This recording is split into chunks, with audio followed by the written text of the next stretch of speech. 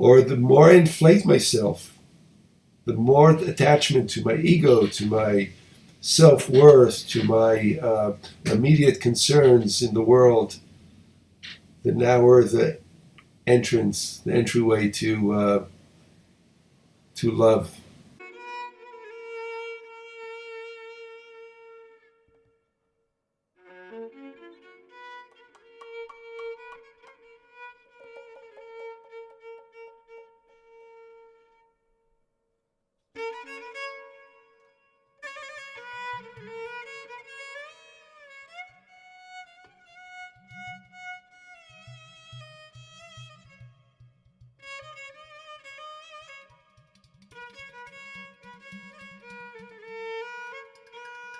We are at a really interesting intersection of both Torah and life itself. Let's start with life. The ingredient that's needed most right now, given what's happening in the country, and perhaps if we look into our own lives, maybe possibly very relevant. We need more love. We just need more love. We need to connect to the place where our heart opens to a flow that informs and lifts us in positive ways. And we're starting Parshat Devarim, or the book of Devarim, the fifth book of the Torah. And it's a very interesting book. It's its core essence is about the connecting with the divine love that is practically you could say the ultimate subparticle of all reality. They say that God is love, but it's not that God is love. All of reality is sort of shells around the nucleus of love, according to the book of Deuteronomy. So let's jump into the Slonimer. We're back with Netivot Shalom, with his wise commentary. Netivot Shalom, Rabbi Shalom Noach Bershovsky, or also known as the Slonimer. Let's jump right in. בספר משנה תורה נאמרו כל ענייני עבודת השם, מצוות אהבת אדוני ויראתו, ובמיוחד בפרשת בית חנן, שהיא בבחינת הלב של משנה תורה. Okay, so in the book of Devarim, which is also called Mishneh Torah, the summary of the Torah, all the basic principles of divine service, of spiritual practice, are written. And the first is the mitzvah of loving and being at awe of the divine, of God. And he says, especially in the Parsha, this is later in the book, Parshat Va'et Hanan, Shehi b'vchinat halev shel Mishneh Torah, which is the heart, it's about in the middle of the book, which is the heart of the book of Devarim, shektuvim ba'aseret hadibrot, because the Ten Commandments is written in it, and also is written in it the verse, v'chatuv b'hapasuk Shema Yisrael Adonai Elokeinu Adonai Echad. The verse, listen Israel, Adonai is our God, Adonai is one, is written there. Shu Yesod HaYahadut, which is the foundation of all of Judaism, or all Jewish spirituality. U'makor advekut b'Adonai, and the source of the practice or the goal of cleaving, of attaching oneself to Adonai, to God. V'chol parashat v'ahavta et Adonai Elokecha b'gomer, and the whole verse, and you shall love Adonai your God with all your heart, with all your soul, and with all your might, is written in there. That is the instruction to love the divine. And now if we open that up, to receive the love from the divine, to connect, to open the channel to the divine love, which, as we said, is the nucleus, is the ultimate subparticle of all reality, and to make that connection. As it says in many of the holy books, that all the mitzvot, all the instructions, all the action directives, and all the practices that are instructed in the Torah are all preparation for the one mitzvah, and you shall love Adonai your God. I get that. That's an important perspective that that the Stonemir here is revealing to us, that I think gives us, allows us a connection with Torah, allows us a connection with Jewish practice that is oriented to what's really important, and that is the love flow of the heart and mind. ולכאורה צריך ביאור מדוע ספר משנה תורה נפתח בפרשת דברים. אלה הדברים אשר דיבר משה אל כל ישראל במדבר בערבה מול סוס וגומר. So he says, and we should, on its face, we should demand an explanation. Why then does this book of Devarim, that is centered on love, start with the words, these are the words that Moses talked to Israel in the desert, and what follows is a long diatribe of rebuke. Moses will speak to the people and remind them of all their failings in the desert. We're now 40 years of 40 years of having traveled in the desert, and we're about to go into the land of Israel. And Moses is giving this speech to the people and says, remember all the terrible things and the mistakes and the failures and that happened over these 40 years.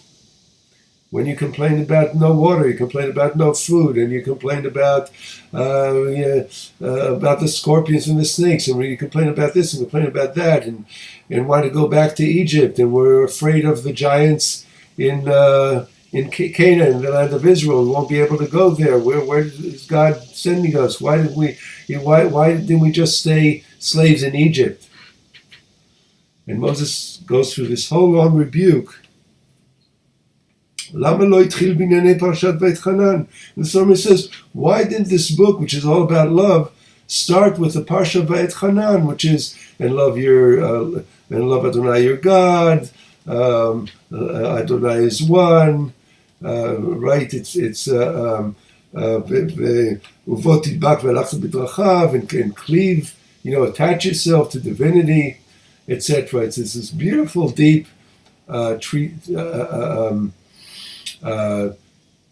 spiritual literature that shows a Jew, shows a person how to really live life in its fullest, to its utmost, and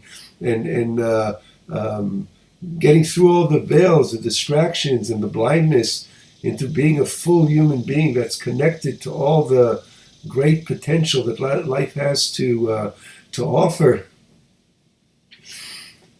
And what a downer, such a beautiful book, and it starts with all these rebukes. And that's the Stonemir's question.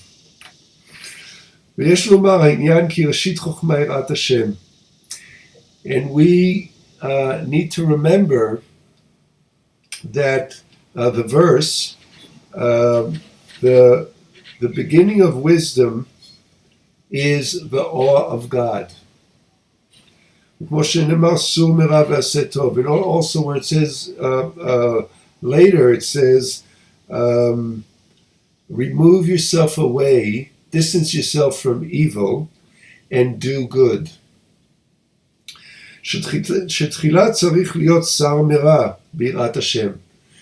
That first a person needs to distance him or herself from the ways of evil or the ways of error before one can actually connect to the good.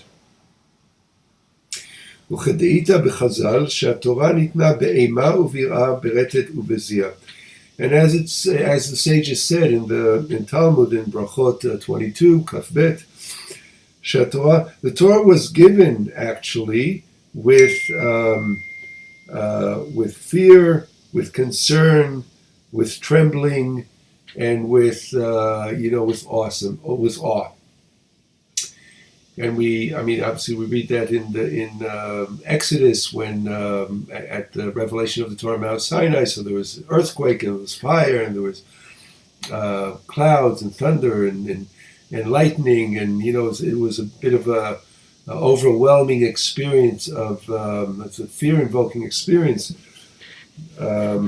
as we read in the text. And the sages say, well, Torah was given, in this kind of life, earth-shattering mode. And they say, well, you would think that the Torah would be given in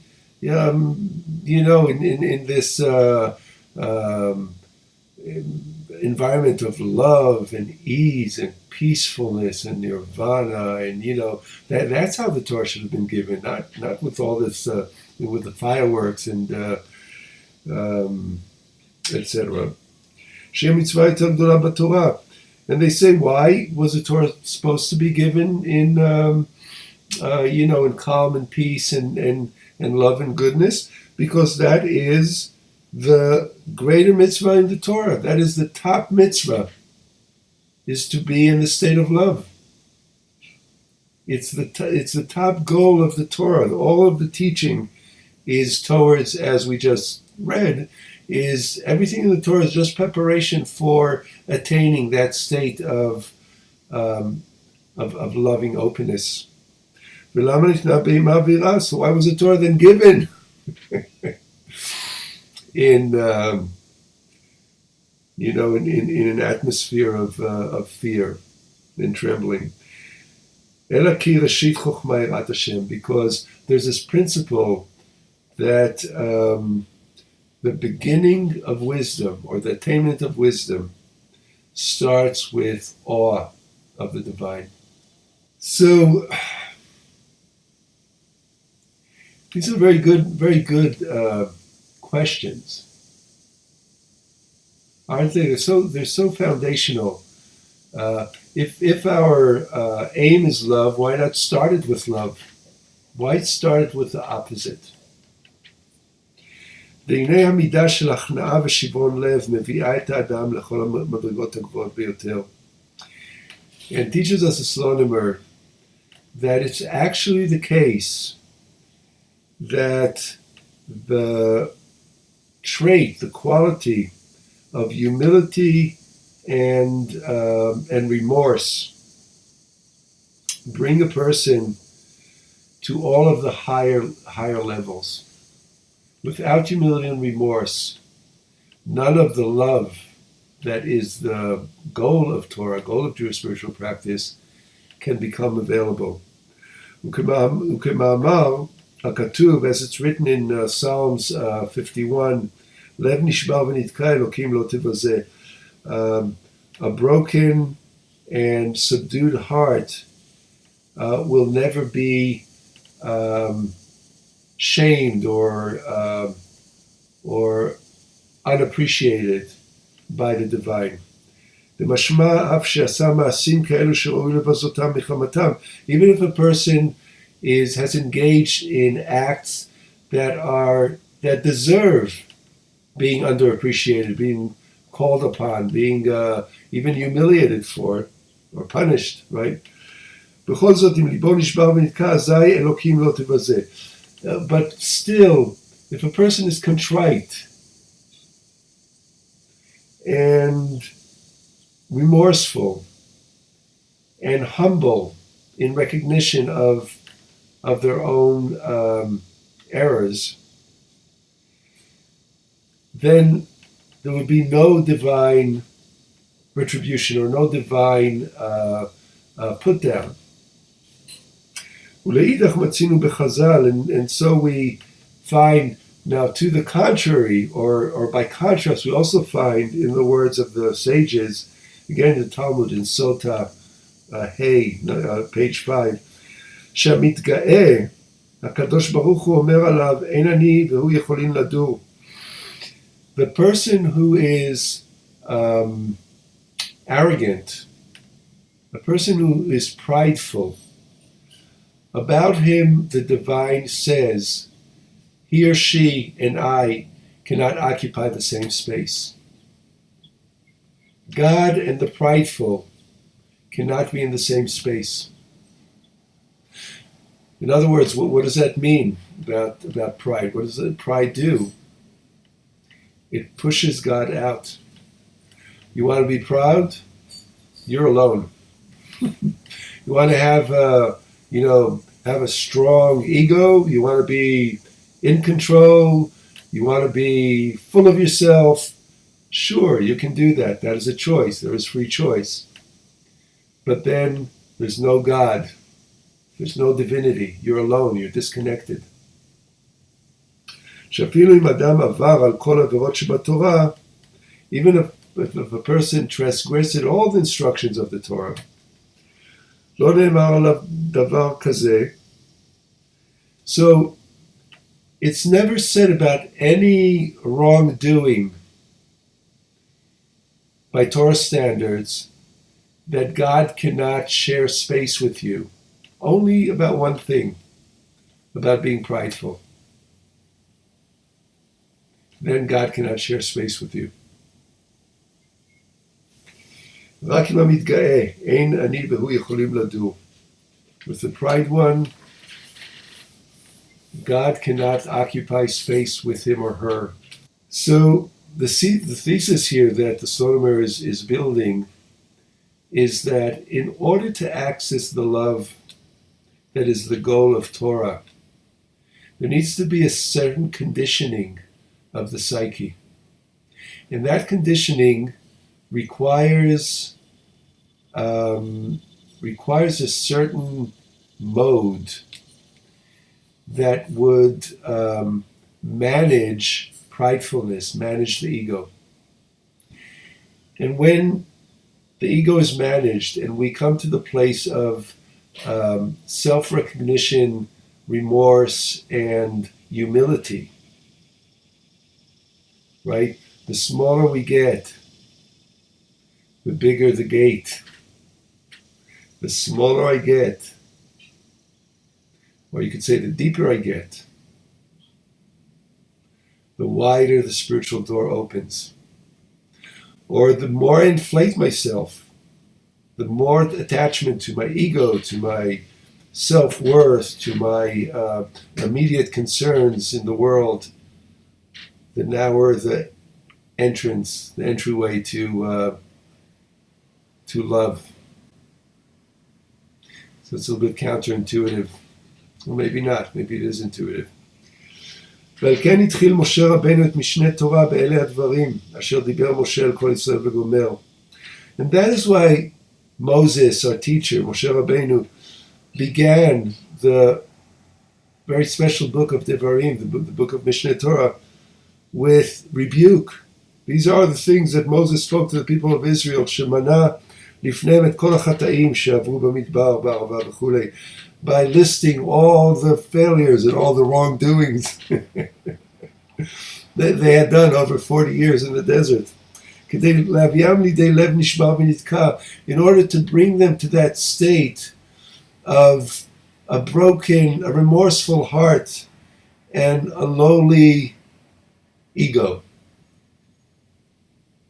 Like, wow, we really are, we got a lot to account for. That's kind of brushing the pride away, right? Don't be so happy with yourself, so haughty, not quite yet, because there's a big gift waiting for you. But that gift can only be given when you are returning to your core, returning to your center, which is away from the inflated sense of self. זה השער הראשון שברון לב. The first gate to love is the broken or remorseful heart. Not broken in the sense of damage, but broken in the sense of broken open. A heart that's broken open. A heart that is fully conscious. A heart that's fully in self-recognition of both shadow and gold. A heart that is wide open and vulnerable. Because what's the function of the ego, right? It's just to cover up vulnerability. Because we're scared. You and I, we're scared of opening our heart.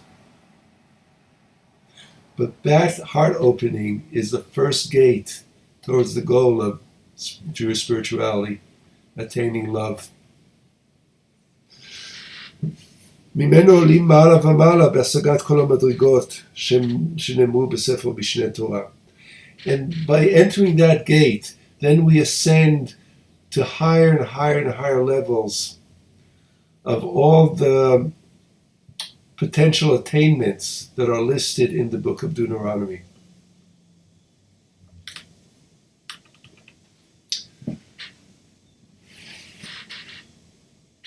So, how do we know when we are in healthy assertiveness or in self-damaging pridefulness? How do we know when our humility or humiliation or our grief and remorse is a bout of low self-esteem, that we're being overly harsh with ourselves, or the place, the doorway into claiming a greater truth? The truth that the Torah, in essence, is there to offer us, that the Torah encapsulates for us as a spiritual sacred text and spiritual document. How do we know that?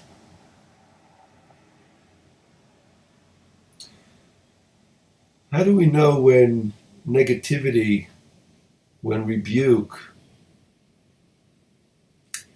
is an instrument of an enhancer of our spiritual growth, or just plain acting out by somebody else? How come we want everything to be smooth and loving, and we expect that the spiritual journey will be, a walk on clouds from birth to death? Where does that notion come from? Elu hadvarim, these are the words. Sometimes we need to hear words of rebuke. Sometimes the ante needs to be raised for us so we can muster up the kind of strength that really moves us forward into our fullness as Jews, as human beings. And perhaps this is happening in your own life, in my own life, personally. And let's look around what's happening in our society, in the world, and in America right now. There's a lot of negativity. Is that growing us stronger? Is that pushing us towards opening the gate of love? I have a request. Let's do that. Let's open the gate of love, you and I. Let's transform the negativity around us, and look internally. Look at the negativity that we have allowed to dominate our lives, our relationships with our partner, with coworkers, with friends. The pridefulness that we have allowed to seep in and to be our calling card to the world. And transform all that into an open gate to the love that the world needs right now, that the Torah is directing us towards. I'm Rabbi Ruben Modek with Hebrew Learning Circles and with Makom Halev Community here in Nyack, New York. Please like, share a comment. Let's keep the conversation going. And if you're watching us on YouTube, please click the the red button here and subscribe. We'd love to have you as a subscriber to our Cyber Yeshiva. Wishing you a day of blessing, a day of humility that leads to the awesomeness that you are in the biggest of ways. For now, shalom.